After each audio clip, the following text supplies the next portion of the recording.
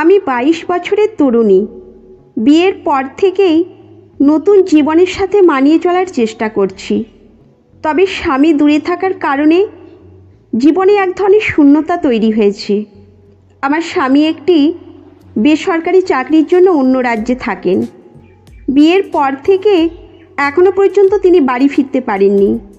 আমার শ্বশুর বাড়িতে আছি, যেখানে আমার 19 বছর বয়সী দেওর পীযূষ, শ্বশুরমশাই এবং তার বৃদ্ধা মা থাকেন। আমার শাশুড়ি প্রায় 2 বছর আগে মারা গেছেন, সেই জন্য বাড়ির দায়িত্ব আমার ওপর পড়েছে। স্বামী না থাকার কারণে বাড়িতে যে নির্ভরতা আর নিরাপত্তা থাকতো তা আর নেই। আমার শ্বশুরমশাই নিজের ঘরে থাকেন এবং পীযূষ আমার সঙ্গী হলেও আমরা আগে যেভাবে দাবা খেলতাম সেটা আর হয় না। দাবা খেলা আমার ভীষণ প্রিয়। শ্বশুরবাড়িতে আসার পর থেকেই স্বামীর সঙ্গে দাবা খেলে খেলে দিনগুলো কেটে যেত। তবে স্বামী বাড়িতে না থাকার কারণে এখন দাবা খেলার আগ্রহটাও হারিয়ে ফেলেছি। মন যেন সারাক্ষণ অস্থির হয়ে থাকে। আমি বুঝতে পারছিলাম আমার ভেতরে থাকা খেলাধুলার প্রতি যে ভালোবাসা আর আগ্রহ আছে তার পূরণ হচ্ছে না। একদিন আমি পীযূষের সঙ্গে দাবা খেলার কথা বললাম। পীযূষ একটু দ্বিধায় পড়ে বলল, ভাবিজি, অনেক দিন ধরে খেলিনি, তবে আপনার জন্য চেষ্টা করতে পারি। এই কথা শুনে আমি একটু হেসে বললাম, চেষ্টা করতে তো ক্ষতি নেই। আমি জানতাম পীযূষ ভালো খেলোয়াড়, কিন্তু সে আমার সাথে বেশিরভাগ সময় হারার ভান করত। আমরা খেলতে বসে গেলাম, কিন্তু সেদিন পীযূষ যেন অন্যরকম ছিল। তার চোখে কিছু অদ্ভুত চিন্তা ভেসে আসছিল। খেলার সময় পীযূষ বলল, ভাবিজি, আপনি তো বেশ ভালো খেলেন, কিন্তু আমি আজ একটু সিরিয়াসলি খেলব।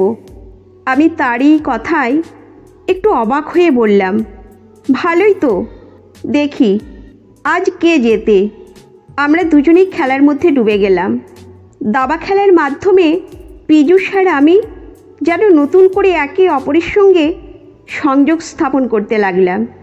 এইভাবে একদিন খেলতে খেলতে আমাদের সম্পর্ক আরও ঘনিষ্ঠ হতে লাগলো। আমি লক্ষ্য করছিলাম পীযূষ আমাকে তার চোখে অন্যরকমভাবে দেখছে, তবে আমিও তাকে উৎসাহ দিচ্ছিলাম, কারণ আমি জানতাম আমার এই একাকিত্ব ভেঙে দেওয়ার জন্য কিছুটা সঙ্গ দরকার। দাবা খেলা যেন আমাদের সম্পর্কের একটা মাধ্যম হয়ে দাঁড়িয়েছিল। একদিন সন্ধ্যায় পীযূষ বলল, ভাবিজি, আপনি তো বেশ শক্ত প্রতিযোগী, তবে আপনি এত ভালো খেলার পরও কেন যেন মন খারাপ দেখাচ্ছে। আমি হেসে বললাম, আরে না, আমি তো মজা করেই খেলছি। তবে তোমার ভাই অনেক দিন ধরে বাড়ি আসছে না, তাই মনটা একটু খারাপ। পীযূষ কিছুক্ষণ চুপ করে থাকলো, তারপর বলল, ভাই তো ব্যস্ত, কিন্তু আমি তো আছি। আপনার সঙ্গে খেলার জন্য আমি সবসময় প্রস্তুত। এই কথায় আমার মন একটু হালকা হলো। আমরা তখন আরও গভীরভাবে খেলা শুরু করলাম। প্রতিটি চাল যেন আমাদের সম্পর্কের এক নতুন অধ্যায় খুলছিল। আমরা রাতে একসঙ্গে খাচ্ছিলাম। পীযূষ বলল, ভাবিজি, আপনার দাবার প্রতিভা অনেক ভালো। আপনি চাইলে বড় কোনো প্রতিযোগিতায় অংশ নিতে পারেন। আমি হেসে বললাম, তোমার সঙ্গে খেলেই তো আমি খুশি, তবে দেখি যদি সুযোগ পাই। আমাদের এই কথাবার্তার মধ্যে একটা গভীর বন্ধুত্ব তৈরি হচ্ছিল, যা শুধু খেলার মধ্যেই সীমাবদ্ধ ছিল না।